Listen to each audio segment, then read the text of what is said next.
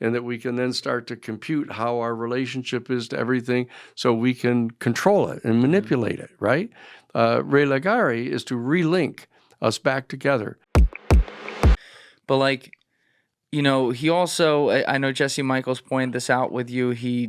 When he was really old, right before he died, you know, he had an off mic moment on stage where they had to wheel him off stage after he said, like, if you guys knew what I knew about UFOs, you'd all flip the fuck out or whatever. Yeah. But like, do you think like part of his whole mystique is this spy master, you know, keeping control of all the world's secrets and at the middle of all these conspiracies? Do you think UFOs might have actually been like the biggest driver there for him? Not necessarily the biggest driver. It's clearly the most comprehensive secret that he would have known. I'm sure he was briefed in about this. You know, and it's the most thoroughgoing aspect of reality that has been kept secret, so that the geopolitical structures, the economic structures, the religious institutional structures, et cetera, are all crafted from a lower point upward toward this, but don't take into account this at all. You know, so that they're really coming up short. It's hard to even make an analogy to it about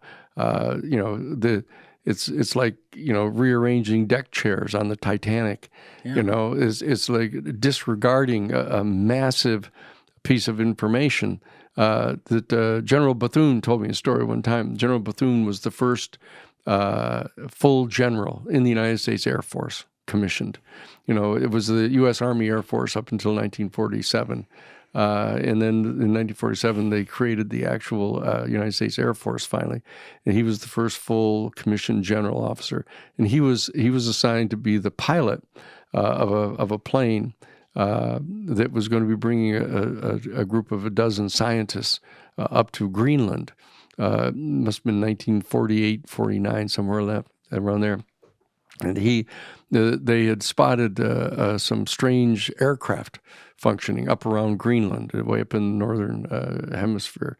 And he was assigned to be the pilot. There were two teams, a pilot, co-pilot, and navigator, that would spell each other to fly this plane full of these scientists up to Greenland. And they were out over the North Atlantic about 2 o'clock in the morning. They'd been refueled already, and they were flying. And the co-pilot looks out of the window and he looks down, and they were over the North Atlantic. He said, "Wait a second, what's that? What are those lights down there? It looks like a little town of some kind." He said, "That can't be true. We're way out of the North Atlantic." They recomputed where their course was, and he said, "No, we're out of." Just as they realized that they couldn't be over in the little town, all of a sudden these lights just kind of swooshed up in front of them, and it was this gigantic UFO. I said, "This is Bethune is telling me this story, right? There's this huge UFO just right in front of their plane, and he thought they were going to hit it. And so he noses the plane over. It must have been like a B-29 or a B-49 or something. He nosed the plane over immediately and went into this dive and then leveled off. And the UFO just backed off and just came back and was still hovering right in front of them like that. Defying laws of physics. And so he turned to the co-pilot and said, "Look, that was a really steep dive I just did. And I need to go back and check on all of our passengers and make sure they're okay." He says, "You take the control." So he gets up and he goes back into the passenger panel. You know, and 11 of the scientists were all glued to the windows, stuck to the side of the thing, looking at this UFO that was sitting off on the port side right over there. And they were all looking at it. And there was this one guy standing in the aisle with his back turned to everybody. Just arms folded, standing in the aisle. And General Bethune went over to him and said, "Are you okay? Are you okay?" He said, "Yes, I'm fine." And Bethune said, "Did you see that out there? You see what's out there?" And the scientist guy turned to him and said, "I'm a scientist. I don't believe in those things. I'm not looking." Bethune told me that story. He said, and that's sort of the way they are. You know, the people are just saying, "I don't want to believe in that. It doesn't fit into my worldview. You know, I'm not looking." And that's religious. It is. Well, it's religion really, to back up a little bit, you know, the evolution of the intellect in Homo sapien, which we're so proud about, that distinguishes us. The Latin root of the intellect is intellectus, which is the ability to distinguish the difference between. That's what it means. Our ability to distinguish the difference between, that we can make linear judgments and make relative judgments of how things are far away, and can compute distances, etc., mathematically. Religion, the Latin root of religion is relegare, which is to relink. Intellectus is the ability for us to distinguish ourselves separate and apart from everything else in the universe, and that we can then start to compute how our relationship is to everything, so we can control it and manipulate it, right? Relegare is to relink us back together, so that our consciousness that appears to be separate and apart from everything else can link back in to the unified field of all consciousness in the universe, and so that religion is something much more profound, actually, than just a series of social or cultural beliefs. But the problem is that the latter have come to be substituted for true religion. That what they call it civic religion. That here, our country, right or wrong, it's that Christian nationalism. That our country has been endowed by the God of Jacob, Abraham and Jacob, and that we're the preeminent country of the world, and we're destined to all that stuff. That's civil religion, they call that. It's not the same thing as metaphysical consciousness. It's a different thing. It's its own thing, and there's value. When you figure that that of course all the Christian churches, of course, began as the Catholic Church. I mean, before the Protestant Reformation. That's right. Right, and so that in the Catholic Church, that what they did is they just decided that they were going to keep all this stuff secret. All the capabilities of the human body, the kind of extra capacities that we have to levitate and to potentially bilocate. When did they decide that? Council of Nicaea? The Council of Nicaea, for example, struck down reincarnation. That was one of the major decisions they made, is to outlaw belief in reincarnation. But there were a lot of other belief systems that they excluded. And what they were basically telling people is that, look, the capabilities that were displayed by Jesus of Nazareth, and they wouldn't talk about Lao Tzu or the Buddha or any of the other adepts, but they say, but the Jesus, our guy, is able to transpose, water into wine. He's able to levitate. He's able to walk on water. He's able to heal people with his hands.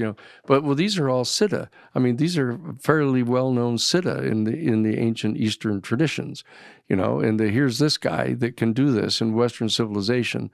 And what the Catholic Church has done is said, look, let's be clear. This is the only guy that can do this, right? Okay, he's our guy, and he can do this. You can't do this, okay? We're the church. We're going to intervene between you and the Godhead, and we're going to communicate to you. We're going to tell you what's going on here, okay? But you do what we tell you to do. You be good citizens. You obey Caesar. And there was the Constantinian Compromise that the Catholic Church entered into, and so the Catholic Church became an organ of the state, and that they hid a lot of these secrets about our human family and our capacities that are more exposed in the Eastern traditions, in the Hinduism and Buddhism, etc. Hinduism knows that there's something like 256 different levels of consciousness.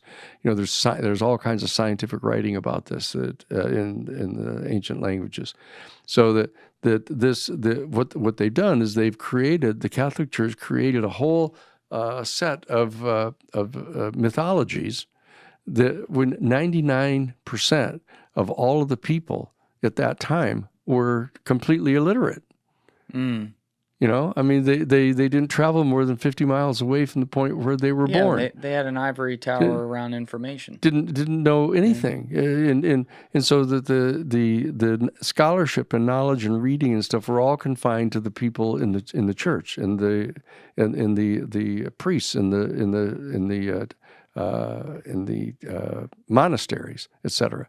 Okay, and so that whole hiding of the capabilities of our human family that have to do with real religare, real religion, to relinking ourselves back into unity with the consciousness of the universe. These are all things that need to also be disclosed.